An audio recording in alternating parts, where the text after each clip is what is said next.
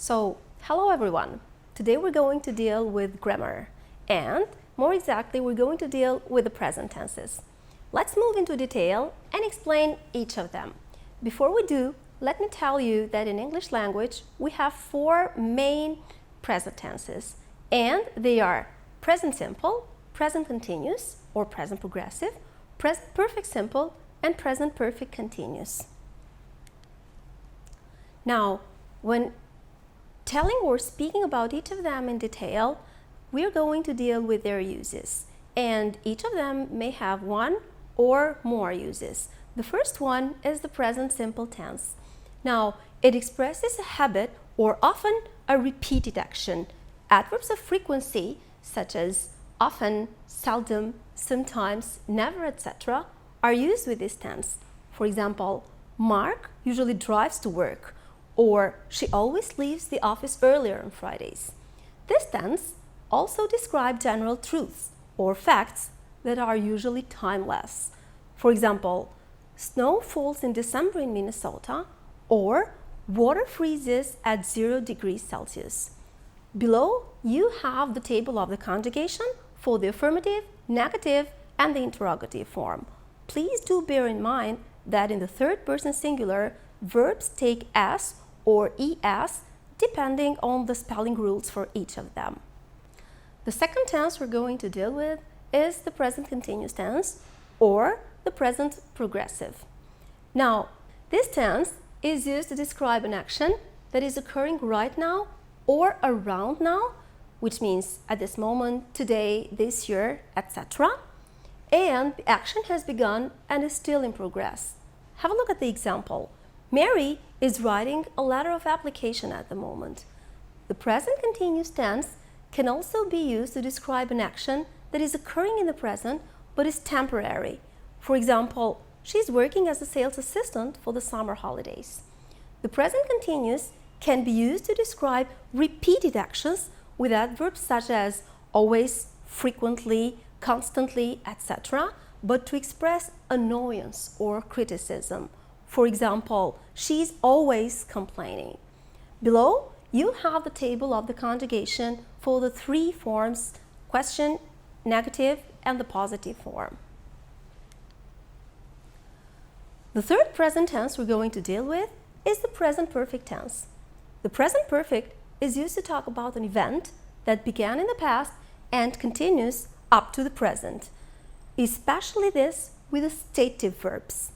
For example, Janet and I have been friends for 10 years now, which means I met her 10 years ago and we're still friends together.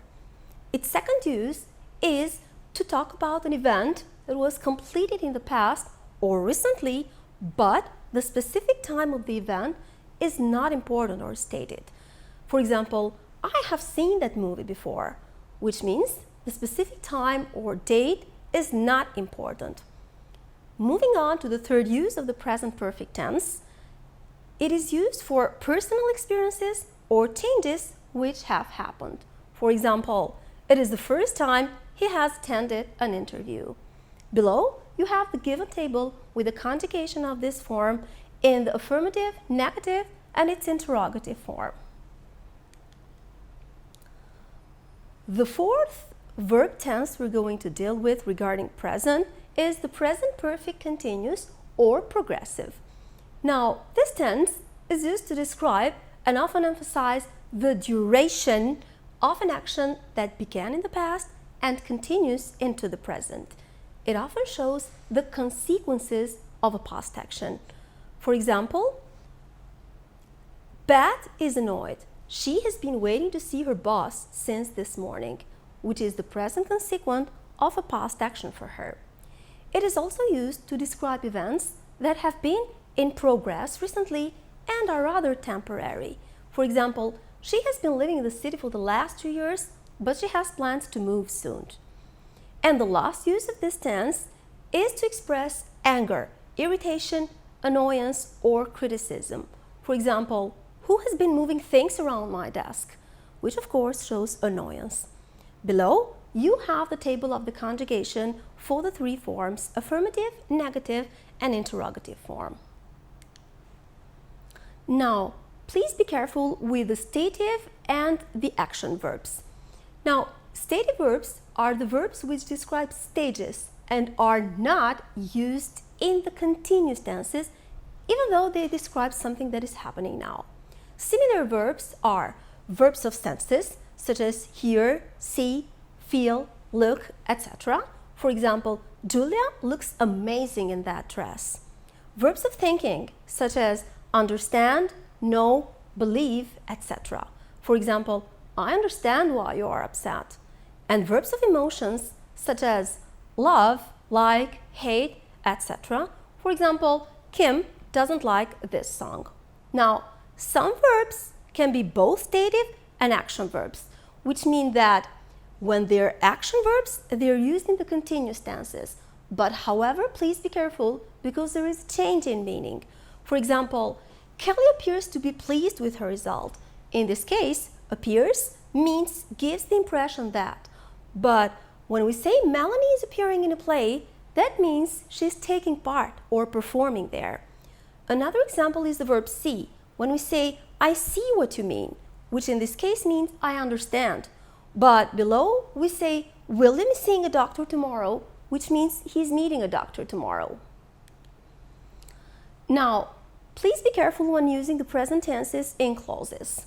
Now, in time clauses, we do not use will or be going to immediately after time clause. We use present tense, which means present simple, continuous, present perfect, to express the future. And these are when, for example, it'll be wonderful when scientists find or have found a cure for cancer, while, think of me while you travel or are traveling to the moon, and the same things with as soon as, before, after, until or till, and once. This was all we had prepared today for you. Thank you for your attention.